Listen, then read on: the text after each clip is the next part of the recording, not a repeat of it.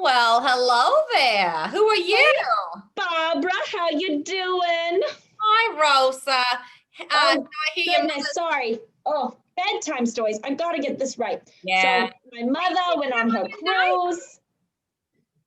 Do You what? don't have on your nightie. Well, it's a little early. I'm pretty young still. It's a little early for me to be getting my nightie on. But my mother sent me a postcard already from her cruise. She said, I Oh, hope you're helping me with bedtime stories. And I was like, oh, yeah, I better do that. that Delores is probably sunbathing right now, kicking her feet up in the Oh, Bahamas. But man, I'm jealous. that doesn't stop bedtime stories. So, Rosa, I'm so glad you could join us. So, what are we going to talk about today? I'm going to share my screen here with you, okay? Oh, well, I found this book. We just had the election on Tuesday, Yeah. and I found this book about women's suffrage. It's women's right to vote. Yeah, show me the book there. I'll look at the book. Okay, hold on. Well, I have these up too. Hold on, let's see. Let me. Okay. Yeah, we'll get to that. We'll get to that. There we go. There we go. And the book's called Miss Paul and the President, the creative campaign for women's right to vote. And I just thought how interesting because you know that women actually fought for this right to vote 100 years ago. Yeah, yeah. It's older than you, Barbara. I know. Of course it's older than me. Look at this picture here. Yeah, these ladies are long gone. Oh my goodness, look at them. They've got some unique clothing on, because this was 100 years ago, 1920. The year now is 2020. Yeah, they're saying, So you know what? Let us vote. Our vote matters too. yeah, and do you know that means that women, they did not get to vote at all. Yeah. Not one vote for a woman. Yeah, that's not cool. Wow. That's not cool. Let's read this story today. And you know what? Depending on how long it is, because I know it's great, but I also wanted to share, scholars, that this is on Sora. So if you ever get on Sora through Clever, you can read this book. It's called Miss Paul and the President. And you can find it easily if you just go right there to that search, go to that search bar and you type in the word president. There's all kinds of books you can read. All right, well, here we go. Alice Paul hurried up and down Pennsylvania Avenue in a purple hat. She wanted to make everything perfect for her parade, a parade no one in Washington, D.C. would ever forget. Now, you know the White House is on Pennsylvania Avenue still today. It is, even though this story took place 100 years ago. Mm-hmm. Alice double-checked the 26 floats and the 10 bands and the dozens of dancers. This sounds like a party. She took her place with 8,000 other women. They wore colorful sashes and carried brightly painted signs. Oh my, Mr. President, we need your support. Yeah. Alice held on to a hat so it wouldn't blow off in the wind. She led the women up Pennsylvania Avenue to the White House.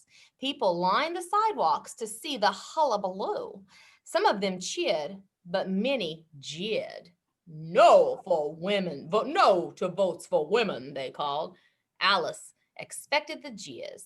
Women couldn't vote in the United States, and most Americans didn't think they should. She hoped a parade would help change their minds. Oh, and I'm seeing on this picture here, it says, let women vote in the 1914 election. Yes, so this is the, I guess you would say, the speaking up for what they didn't like.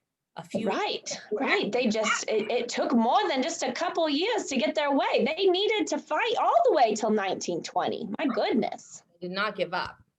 Go ahead. Okay. A mile away, Woodrow Wilson rode a train into Washington, D.C. The new president of the United States adjusted his spectacles. His daughter, Margaret, straightened his top hat. Thousands of people will be here to meet you, she said. You should look your best. President Wilson stood on the train and waved, but no one waved back. The station was almost empty. The whole city had gone to see Alice Paul's parade instead. Who was the determined young man in the purple hat? Young woman.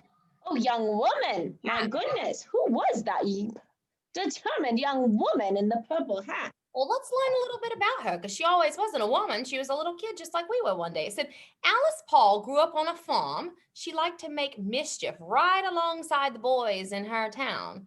They snuck candy and chased chickens and threw mud balls.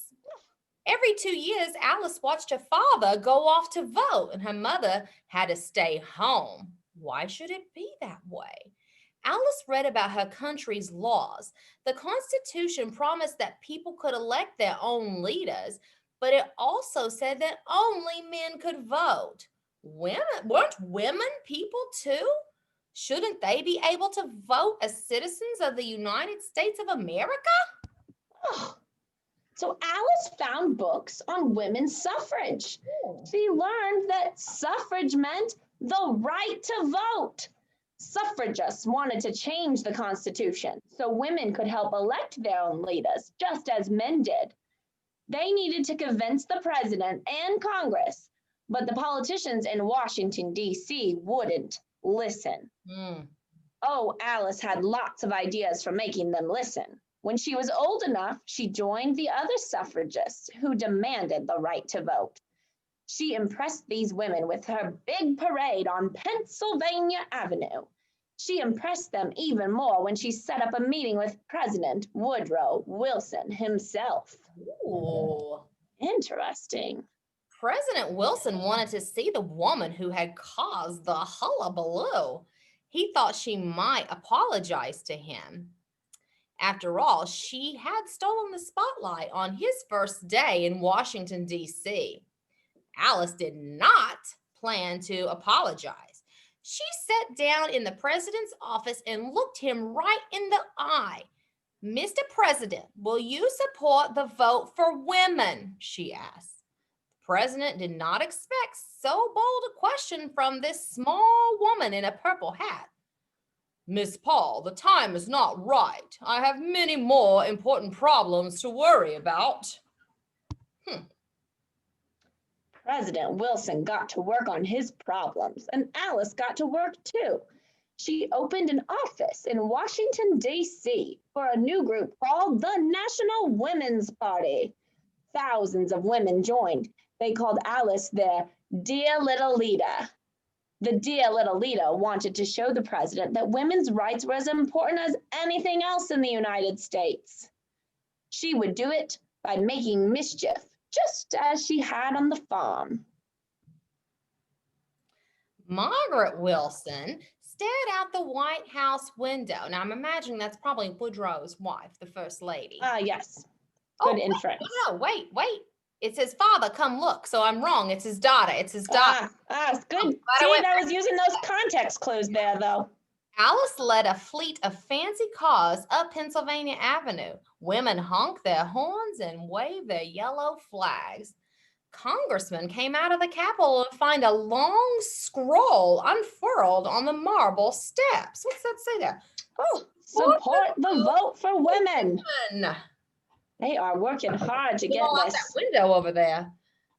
Go ahead. A funny-looking train chugged from the East Coast to the West Coast. Alice had named it the Suffrage Special. The train stopped in towns along the way, and families came out to gawk at it. Women made speeches from the caboose. Send a letter to the president. Tell him to support women's right to vote. President Wilson got bags of letters from all around the country. They piled up onto the ceiling, all the way to the ceiling in his office. But the president had other problems to worry about. He didn't take time to read the letters about women's suffrage, so Margaret read them instead. Did you notice how that train there has that same purple ribbon like her hat? I know, the suffrage special. It's beautiful. I think she did that. That winter, Margaret sat next to her father in the president's car. A strange sight greeted them at the White House gate. Women strolled back and forth carrying signs. President Wilson spotted Alice at the front of the group. She looked him right in the eye. The president glanced down at his newspaper, but Margaret waved at Alice through the window. So I'm thinking he felt a little uncomfortable. He's like, here's this bold woman again. Right, but Margaret seems to know a little bit about her because she's been reading those letters. Right. Oh, let me turn the page. Oh, that's okay. Alice and her friends paced in front of the White House day after day in the freezing cold. People lined the sidewalks to see the hullabaloo. Some of them jeered, but many cheered. They brought scarves and mittens to keep the women warm. The police ordered Alice to leave the White House grounds. Not until the president supports women's right to vote, she declared. The police put the women in handcuffs and took them off to jail, just as Alice hoped they would. She hoped they would take them to jail. My. And why are they going to jail? They're doing what we call a peaceful protest. A peaceful protest, yes. Jail. Interesting. My word. President Wilson did not like the thought of Alice in jail. He knew she loved the United States. Why else would she go to all this trouble to vote in her country's elections? Maybe women's suffrage is more important than I thought, he said. Margaret looked her father right in the eye, just the way Alice Paul had. Yes to the vote for women, she said. The president would make a speech, an important speech. Ooh. Alice stood with the others from the National Women's Party. She wondered what the president would say. Woodrow Wilson adjusted his spectacles. Margaret straightened his tie. People all over the country will read your speech, she said. You should look your best. The president faced the crowd. The time is right. I will ask Congress to pass a law giving all women the right to vote. The women waved yellow handkerchiefs and threw yellow flowers. 3 cheers for President Wilson, they shouted, and 3 cheers for Alice Paul. Now, I wonder if President Wilson would have approved this so quickly if he had a son. That really could have had an effect on his decision. Now, let's see looking at his daughter and knowing how important this was to her. Let's see if everyone else agrees with his decision. Let's see. Oh, 2 years later, Alice skipped down Pennsylvania Avenue to vote in the 1920 election. She filled out her ballot and raised her arm in victory. Wow. Yeah. Man, that Alice Paul, I am really grateful for her. I can't imagine not being able to vote last Tuesday. Yeah, I know. Let's read this author's note real quick because this has some very important information. I always like to read these. It says, I do love a good author's note. The National Women's Party had a lot of work to do after convincing President Woodrow Wilson to support women's rights to vote in 1918. They still needed Congress to change the Constitution. The women held meetings with many congressmen, and the president helped by making speeches in favor of women's suffrage. After many twists and turns, Congress passed the 19th Amendment to the Constitution on June 4th, 1919, but the battle wasn't over.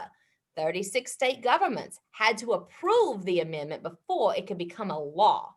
Alice threw herself into the campaigning by giving talks, sending hundreds of letters around the country, and speaking with every politician who might help. She also asked supporters to march through the streets dressed in yellow, the favorite color of the women's suffrage movement. One by one, 35 state governments voted in favor of the amendment. It all came down to Tennessee, where the vote was tied. The youngest politician in the state, Harry Byrne, had not yet voted, unsure of what to do. Then he got a letter from his mother that said, "Hurrah and vote for suffrage." Harry did. I like his mother. Finally became a part of the Constitution on August 26, 1920, and millions of American women voted for the first time in the 1920 election, including a very happy Alice Paul. Yeah. Well, thank you, Alice Paul. Yes, and I just messed that up. I was trying to get back to the cover here so you all could see this. Oh, wanted. Well, everything's just messing up now. it's just this technology, Barbara, something new for you. I was gonna show it so if you wanted to check out the book, but it looks like I'm getting lots of pop-ups instead. So we'll just not worry about that right now. Miss Paul for President, if you want to read that book, Yeah. I think you could do even more research on women's rights. Those pictures we looked at the beginning were pretty cool. Well, I must say I was very sad that Delores couldn't come today. But you know what, Rosa, you and I think you're gonna keep me young. You're making me want to go dye my hair and get a. Oh, get you! I can tell you who does mine. I have found now that I'm down here in Charlotte. I'm visiting from Long Island. Jacket too. I'm feeling it. All right. Well, everyone, have an awesome evening, and we'll see you tomorrow on Live with Lucky. All right. See you tomorrow. Bye-bye. Bye.